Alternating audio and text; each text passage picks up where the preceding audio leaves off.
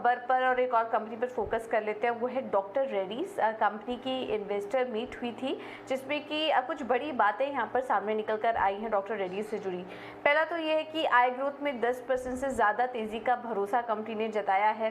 कामकाजी मुनाफा और ROCE 25% तक बढ़ाने की योजना कंपनी कर रही है। NACs और बायोसिमिलर पर भी खर्च बढ़ाने की योजना है। US और यूरोपियन यूनियन में बायोसिमिलर को कमर्शलाइज करेगी कंपनी और US के अलावा और भी बाकी इनके ज्योग्राफीज में तेजी देखने की उम्मीद बताई जा रही है। और कई प्रमुख प्रोडक्ट्स का मार्केट शेयर भी इनका कहना है कि नए हाइस पर, नए शिखर पर पहुंच चुका है। तो काफ़ी पॉजिटिव बातें यहाँ पर निकल कर आई है कंपनी के एनालिस्ट मीट में। और अगर शेयर में आज हम देखें तो इतना कुछ रिएक्शन नहीं है। करीब 1.25% की कमजोरी के साथ डॉक्टर रेड्डीज का शेयर आज कारोबार भी कर रहा है। रुचित, डॉक्टर रेड्डीज पर क्या व्यू बन रहा है आपका? करीब 1.25% नीचे है। हालांकि एनालिस्ट मीट में काफ़ी पॉजिटिव बातें निकल कर आई है, लेकिन स्टॉक में उसका कुछ ज़्यादा रिएक्शन देखने को नहीं मिला। आपका क्या व्यू बन रहा है डॉक्टर रेड्डीज? पिछले एक महीने में देखिए तो स्टॉक मोर एक कंसोलिडेट कर रहा है 4100 से 4400 के रेंज में। जब भी ये 4100 के आसपास आ रहा है तो वहां पे फिर से बाइंग इंटरेस्ट दिख रहा है, लेकिन 4400 के आसपास जहां पे ये स्टॉक का 200 EMA भी है, वो लेवल अभी तक नो सक्सेसफुली क्रॉस नहीं कर पाया है। तो मैं चाहूंगा कि ये 4400 का लेवल्स अगर कंफर्टेबली क्रॉस करे तो उसके बाद ही स्टॉक में कोई अच्छी तेजी या सिग्निफिकेंट अपमूव देखने मिलेगा। अदरवाइज तब तक में भी ये साइडवेज ट्रेंड स्टॉक का कंटिन्यूड रहेगा।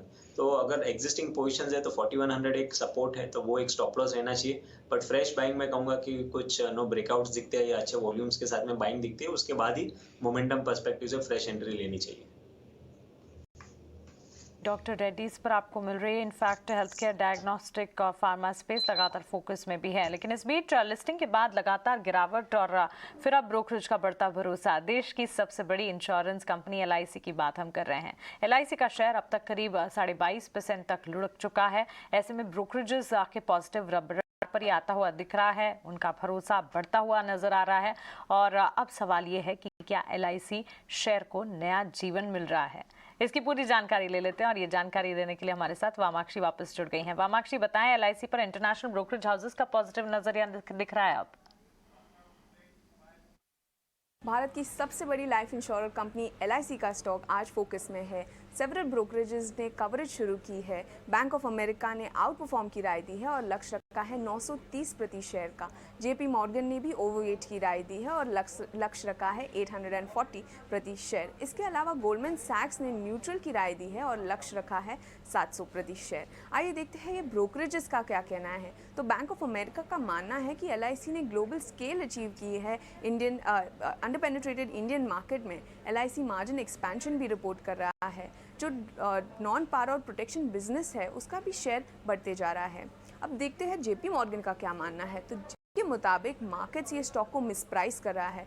उनके मुताबिक वैल्यूएशंस काफ़ी आकर्षक नजर आ रहे हैं और बढ़ते इन्वेस्टर कॉन्फिडेंस और एम्बेडेड वैल्यू के डिस्क्लोजर री रेटिंग ड्राइवर बन सकते हैं।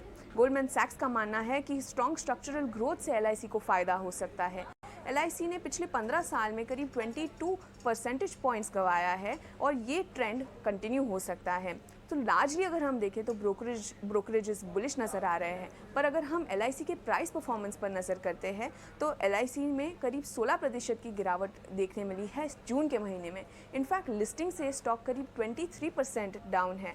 इसके बावजूद रीसेंट लो से LIC ने करीब 4% रिकवर किया है और ये ब्रोकरेजेस के अच्छे रिपोर्ट्स और बुलिश नज़रिए के चलते LIC आज फोकस में है।